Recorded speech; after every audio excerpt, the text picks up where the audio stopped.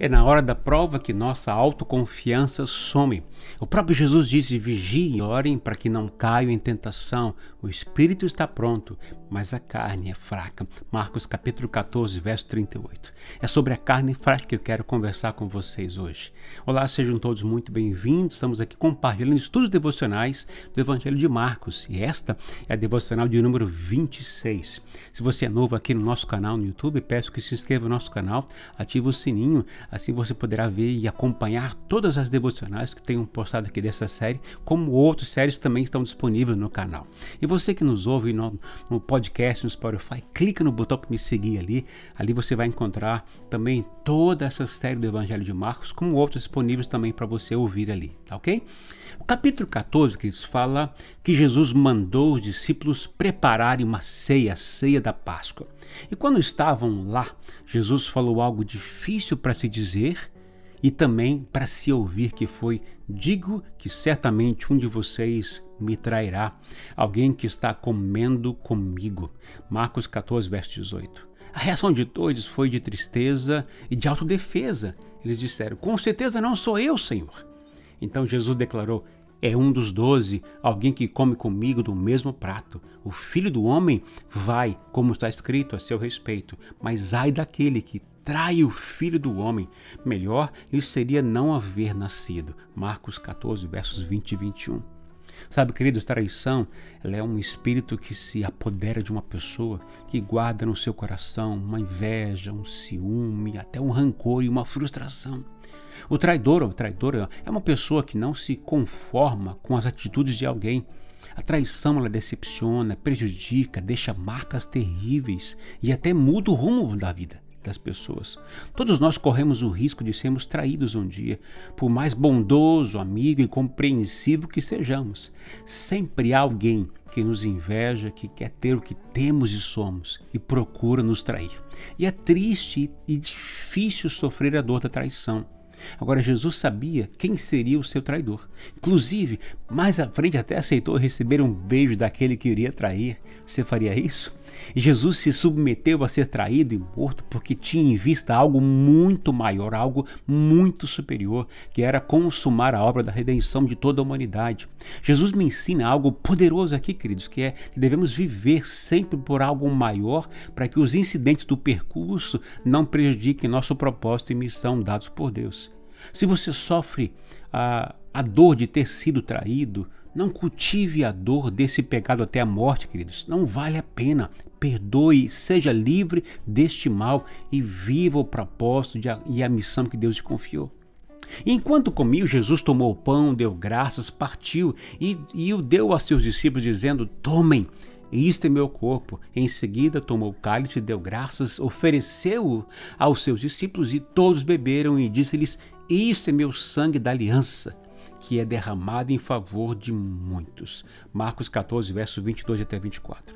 Queridos, a ceia pascal de Jesus com seus discípulos ali, ela substitui as cerimônias e sacrifícios feitos no templo. Ela se torna o centro vital da comunidade formada pelos que seguem Jesus. O gesto e as palavras de Jesus não são apenas uma afirmação de sua presença sacramental no pão e no cálice.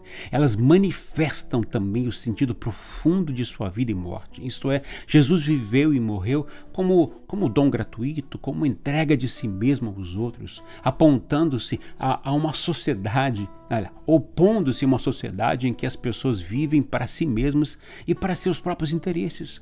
Na ausência física de Jesus, a igreja e seus discípulos, eles são convidados a viver e a fazer o mesmo, pois por isso disse: tomem e comam, isto é, compartilhem a vida que receberam de mim com os outros. Isso é viver igreja, isso é ser igreja. E logo em seguida Jesus lhe disse: vocês todos me abandonarão, pois está escrito: ferirei o pastor e as ovelhas serão dispersas. Marcos 14, 27. Mas uma palavra dura de se dizer e ouvir, não é?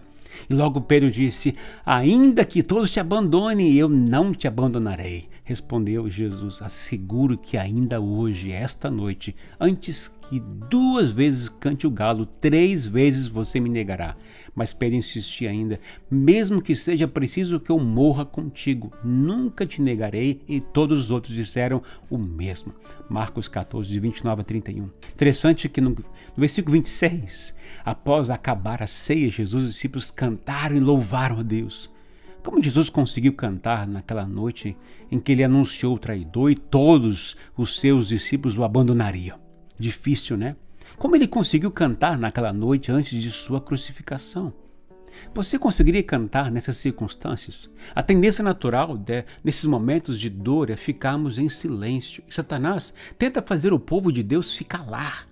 Mas nesses momentos Jesus ensina que cabe muito bem o cântico, o louvor e a adoração, pois serão sacrifícios agradáveis a Deus. Nós podemos dizer nessas horas, nesses momentos, que é difícil, não dá, a carne é fraca.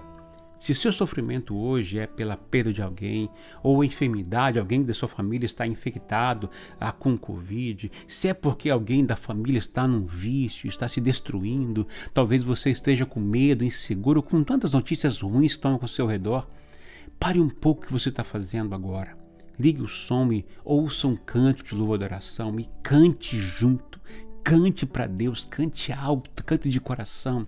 Se vier a vontade de chorar, chore cantando. Deus está aí do seu lado te ouvindo. Ele preencherá seu coração de paz e de alegria.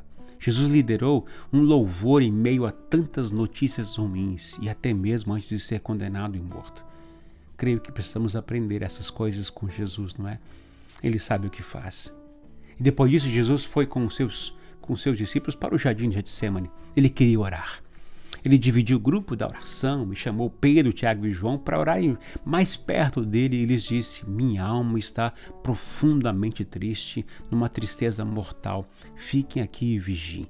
Marcos 14, 34.